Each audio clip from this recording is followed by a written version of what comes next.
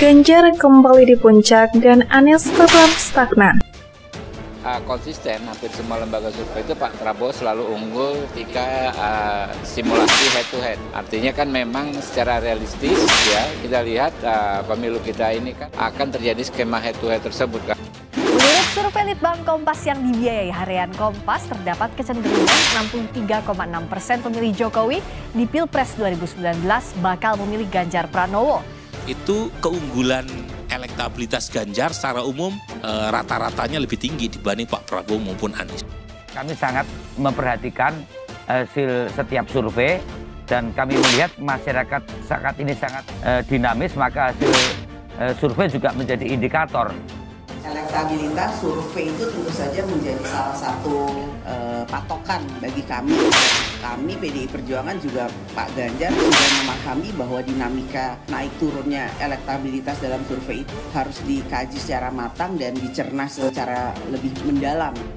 Ganjar Pranowo memperoleh 35,2%. Sementara Prabowo Subianto dan Anies Baswedan masing-masing memperoleh 33,2% dan 23,9%. Ganjar naik karena adanya konsolidasi partai yang tampak semakin jalan ya. Kami sudah terbiasa ditempatkan nomor 3 dan kami tetap optimis untuk bisa memenangkan dalam sebuah kompetisi Pilpres nanti, insya Allah.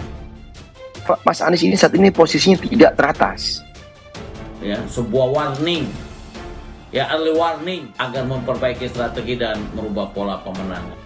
Sulit sekali salah satu calon yang mencapai 50+1. Hampir dapat dipastikan ini terjadi 2 putaran. Dan kalau 2 putaran, kemungkinan besar Pak Prabowo lolos ke putaran kedua.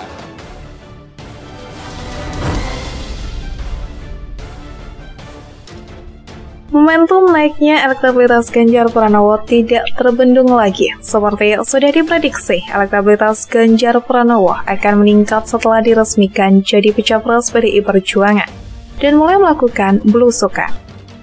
Kerja-kerja partai pengusung dan pendukung serta para relawan mulai menunjukkan hasil. Lembaga survei Saiful Mujani Research and Consulting merilis hasil survei elektabilitas terbaru terkait tren bakal calon presiden di Pilpres 2024.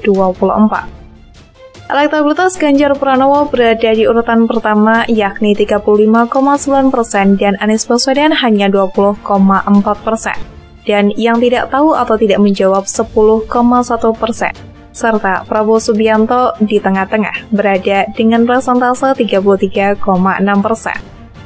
Sebagai informasi, survei SMRC menggunakan metode wawancara tatap muka atau face-to-face interview oleh pewawancara yang terlatih pada 31 Juli 2023 hingga 11 Agustus 2023. Pendiri SMRC Saiful Mujani menjalankan dalam 2 tahun terakhir dari Mei 2021 ke Agustus 2023. Dukungan kepada Ganjar naik dari 25,5% menjadi 35,9%.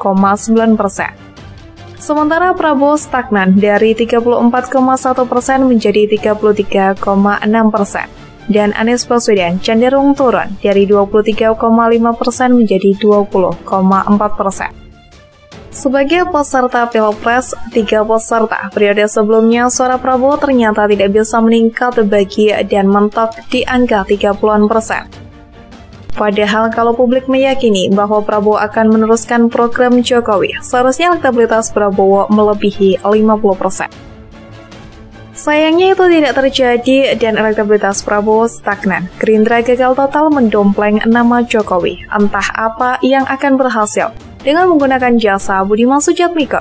Sementara kandidasi pada pemilu tahun 2024 kemungkinan besar akan diikuti oleh 3 pasang bakal calon presiden, yakni Ganjar Pranowo, Prabowo Subianto, dan Anies Baswedan.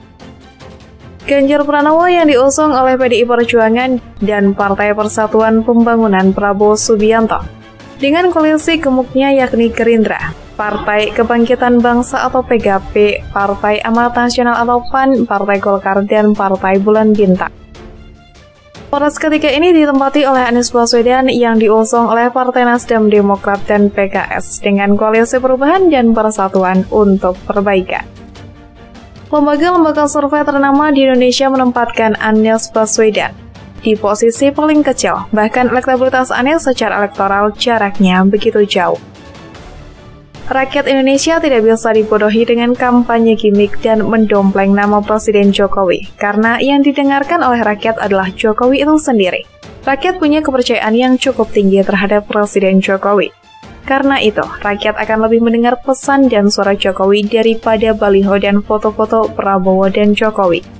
Saat Jokowi sebutkan pemimpin yang punya endurance tinggi, maka rakyat hanya melihat pada satu tokoh, yakni Ganjar Pranowo.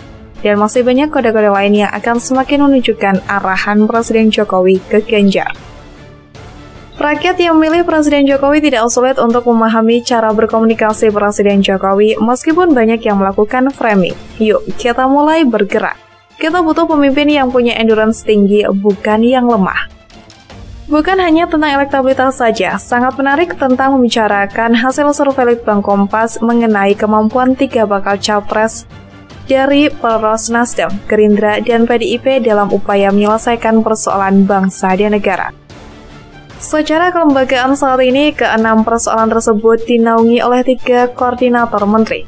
Bidang persatuan dan kesatuan, stabilitas politik, penegakan hukum, serta korupsi ada di Kemenko Polhukam. Kementerian itu dikomandoi oleh Mahfud MD, lalu bidang ekonomi ada di bawah Kemenko Ekonomi, menterinya adalah Erlangga Hartarto.